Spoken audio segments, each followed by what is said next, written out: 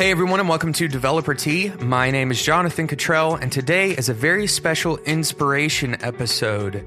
Now, I know you're thinking it's a little bit early in the week for you to be doing an inspiration episode. Jonathan, what are you doing?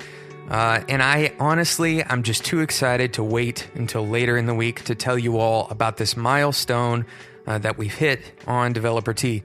We have just hit, over the weekend, 500,000, that's 500,000 unique listens. That is absolutely incredible, and I only have you to thank. Thank you so much for listening to the show and for making it worthwhile for me to do 4 of these per week. I'm so thankful. So a lot of you have sent me emails. I've asked you to send me emails with questions or comments, suggestions, or if you're just looking for advice, you sent me emails at developertea@gmail.com. And a lot of these emails have a very similar question, and I want to give you a little bit of inspiration by answering this question today.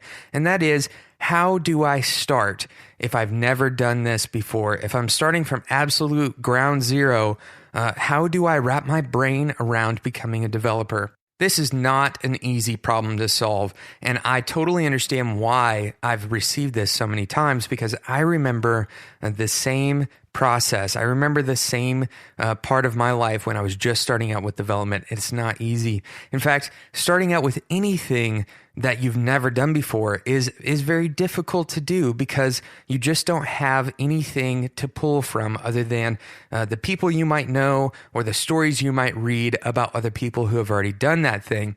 And so today I want to give you a few tips based on the times that I've done things that were fundamentally new for me to do. But first, I want to start with a reminder. And this reminder is for those of you who might be considering doing something that is a little bit risky, that you really want to do, but you're just not sure if you should do it. This podcast didn't exist on January 1st of this year. It was just an idea. I hadn't even committed to recording the first episode yet. But I was really excited about doing the show, and I really wanted to create Developer Tea. I wanted to create a short podcast about development. But see, the thing is, I knew that it was very possible that I would fail. I knew that it was very possible that I would invest far more than it was worth investing into something that would eventually fail.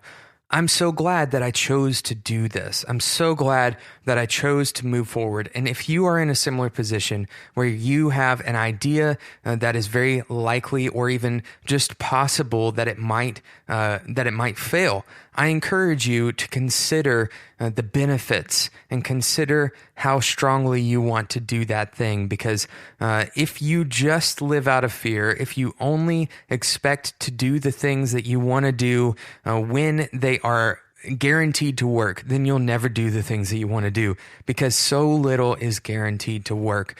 We have to treat our lives in such a way that we're willing to take some risks, that we're willing to risk failure in order to do the things that we truly want to do. So I want to share 4 things with you that I think might help guide you as you start out your journey, whether you're becoming a developer or something entirely different. These are things that I've learned when doing something fundamentally new, and hopefully they will help you. Number 1, start with what you have. Everybody has something already. Everybody already has some kind of knowledge available to them. For example, I knew how to record music when I started this podcast out. And so I could use the knowledge that I had and the tools that I had to record music, to record this podcast, to record these episodes. And so I had that knowledge already available to me. You might have knowledge like how to Google something really well, and you might be laughing, but that actually is a very good skill to have. If you don't know how to use Google, for example, you're going to have a hard time actually making your own learning path to become a developer, because so many of your resources are accessed through some kind of search engine. Maybe you come from a different background, like business or even construction, for example. You can use the knowledge that you gain in a business scenario or even on construction management scenarios. Those things are applicable to your learning as you move forward with development. So don't count all the knowledge that you already have as useless. Use what you have. Start with what you have. Number 2, treat learning as an experiment rather than as a pass-fail, like a class. Failure is an outcome that we can use to inform our learning in the future. And we can go into our next experiment if we treat learning as an experiment. We can go into the next experiment after we failed with more knowledge and a better hypothesis because we use the previous experiment's outcome to inform the future. We learn from our failures. Now, I don't think that it's good to constantly fail because then we aren't learning from our failures. If we keep on doing the same thing over and over and expecting something new, it's like performing the same experiment and doing the same things and expecting a different outcome. But we should appreciate the new knowledge that we gain from failure. So treat your learning as an experiment. Number 3, understand that doing something new doesn't have a guaranteed timeline. Sometimes your learning process will go much slower than you expected to. Sometimes it will go way quicker than you expected to. And sometimes your journey will be more like a roller coaster where you learn a lot one day and the next day you feel like you're crawling.